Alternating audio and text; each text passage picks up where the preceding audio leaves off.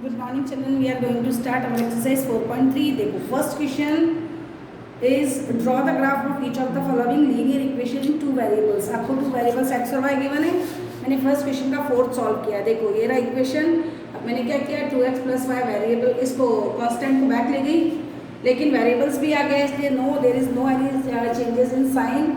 देखो अब मैंने क्या किया 2x को बैक ले गई तो माइनस का 2x हो गया, x की वैल्यू 0 पुट की, y इजिकल्स टू 3 और x की वैल्यू 1 पुट की तो y इजिकल्स टू 1 और ये ग्राफ फॉर्म किया. देखो y की वैल्यू 1/1 तो ये रहा 1 और 1 दोनों पॉजिटिव हैं और 0 और 3 था तो 0 तो x और y पर 3 था तो so I am putting here 0 3. देखो ये कोऑर्डिनेट्स भी I am showing here coordinates also and this is graph. और ये जो इक्वेशन आपको गिवन थी 3 equals to 2x + y also shown on this graph. Okay देखो दिस इज क्वेश्चन नंबर 2. इसमें देखो आपको give the equation of two lines passing through 2 and 14. देखो दो पॉइंट्स आपको गिवन है. देखो x की वैल्यू क्या गिवन है और y की वैल्यू भी 14 आपको गिवन है. देखो इसमें आपको लेट करना पड़ेगा. देखो इक्वेशन मैंने क्या लेट की, पहले मैंने ये लेट की कि x + y इजिकल्स टू, यहाँ मैंने कुछ भी नहीं रखा. देखो फिर x की वैल्यू आपको क्या गिवन है 2, फिर देखो उसके अकॉर्डिंग x की वैल्यू आपको 2 गिवन है तो y इजिकल्स टू क्या हो जाएगा 16 माइनस इसको आप 2 को आप लेस करोगे. यहाँ अपने कुछ भी गिवन नहीं है पर अपने को y की वैल्यू क्या चाहिए,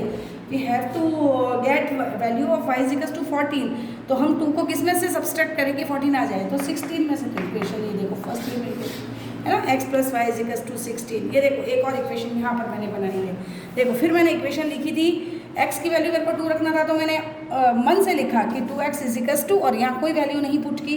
फिर देखो x की वैल्यू आपको 2 पुट करनी है तो मैंने ये पहले ट्रांसपोजिंग कर दी y equals to 2x minus का 2x हो जाएगा. अब यहाँ पर मैंने क्या वैल्यू रखनी है 2 रखनी है क्योंकि x की वैल्यू क्या गिवन है इधर देखो x की वैल्यू आपको 2 गिवन है तो 2 2 ज़ा 4. अब 4 को हम किस डिजिट में से सब्सट्रैक्ट करें कि y की वैल्यू 14 आ जाए तो 18. ये रखा एक सेकेंड इक्वेशन ये बन गई आपकी ना. This is second equation. एक और थर्ड इक्वेशन देखो ये मैंने फिर रखा x - y इजिकल्स टू यहाँ 0 पुट किया तो देखो हमको x की वैल्यू 2 रखनी है.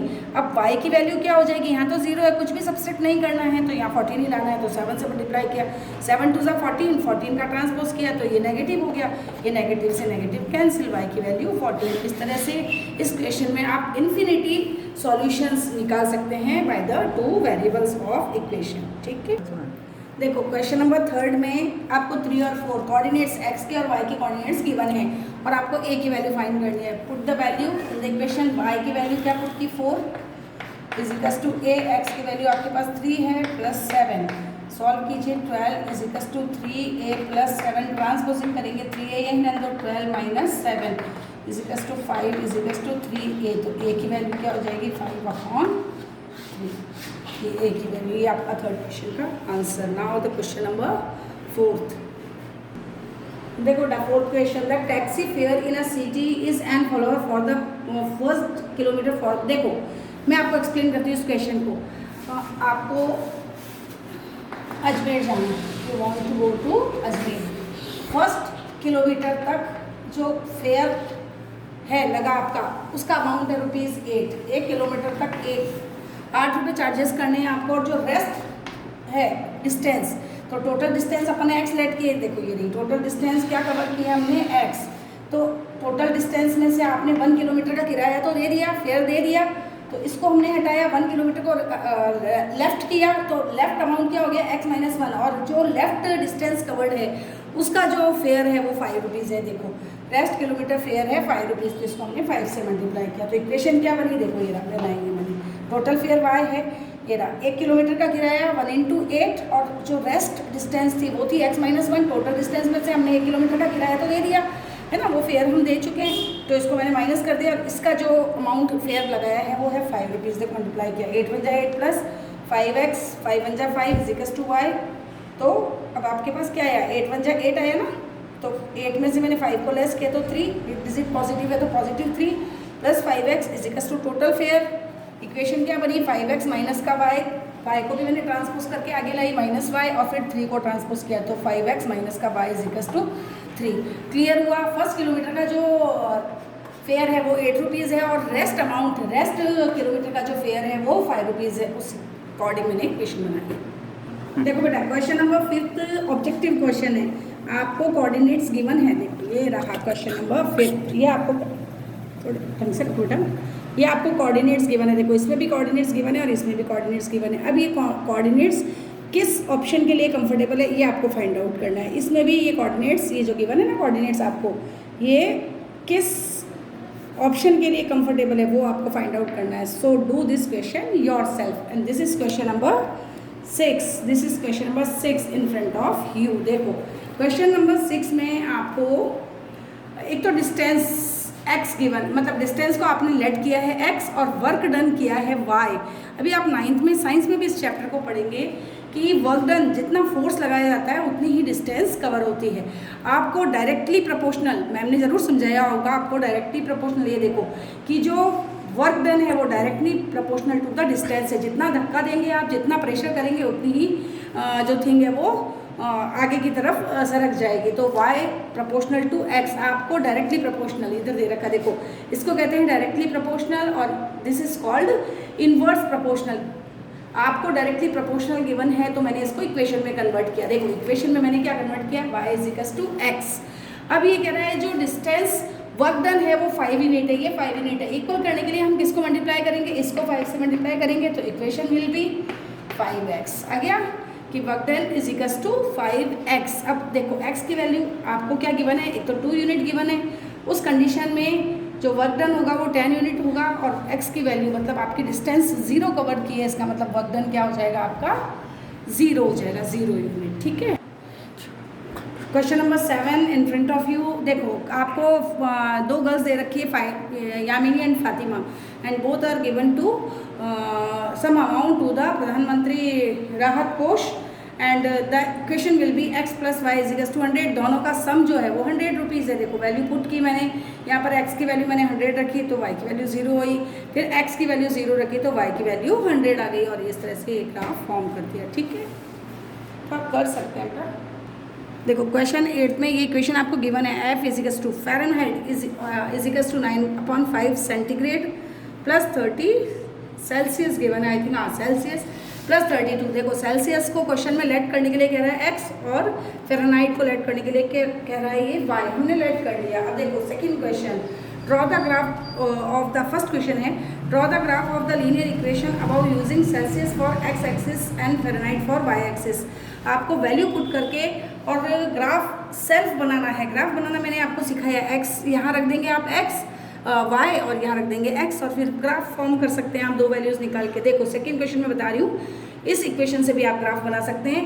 Temperature is 30 degree, what is the temperature of Fahrenheit. अगर 30 डिग्री आपने c की वैल्यू अगर 30 रखते हो तो f की वैल्यू क्या होगी, पहले इसको इक्वेशन में कन्वर्ट करते हैं। देखो y इज इक्वल्स टू 9/5 और c की वैल्यू क्या गिवन है इसमें, x प्लस 32। अब देखो आपको c की वैल्यू क्या रखनी है, एक मिनट, c की वैल्यू आपको 30 रखनी है। देखो ये 30 प्लस 32 सॉल्व किया, 5 1 जा 5, 5 6 जा 30, 9 6 जा 54 प्लस 32 तो y की वैल्यू क्या आ गई आपके पास, 4 और 2 6, 5 6 86 डिग्री। ये देखो ये आपका सेकंड क्वेश्चन का आंसर।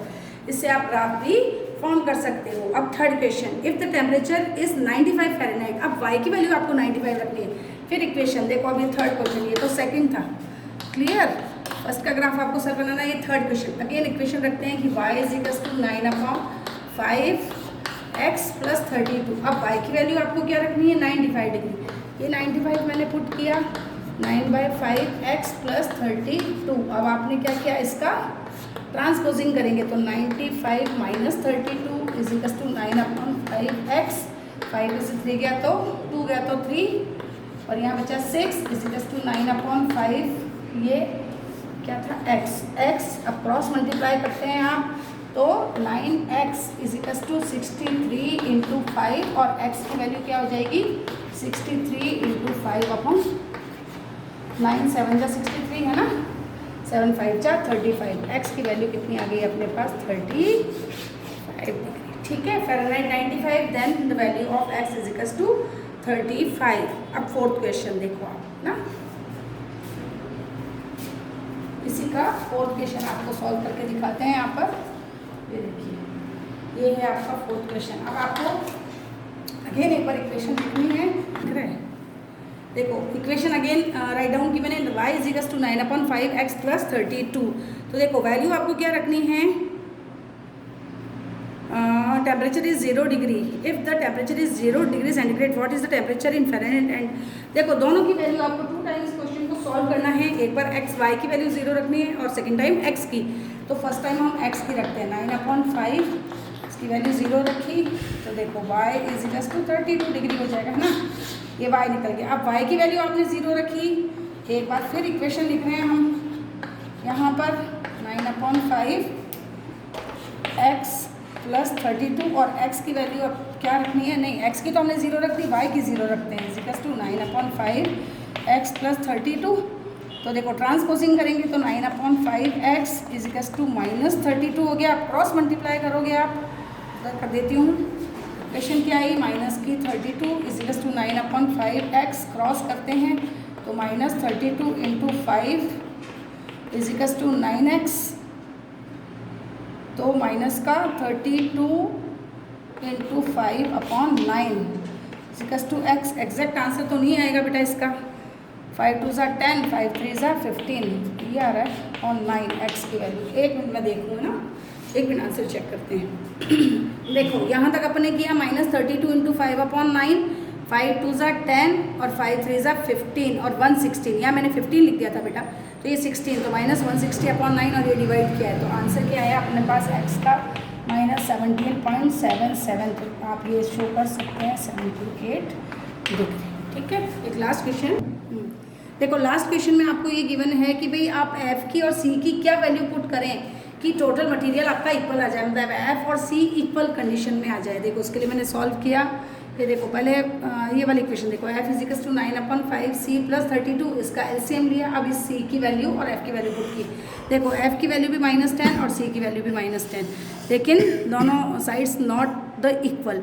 फिर यहाँ पर f की वैल्यू मैंने पुट की है आपकी -20 और यहाँ पर भी -20, तब भी देखो इक्वल नहीं आए। फिर -20 पर मैंने -40 रखी, देखो ये -40, यहाँ भी -40, तो बोथ साइड इक्वल आ गए। तो इसका मतलब -40 is the value for both the f and c is equal to each other. This chapter is complete today. Thank you.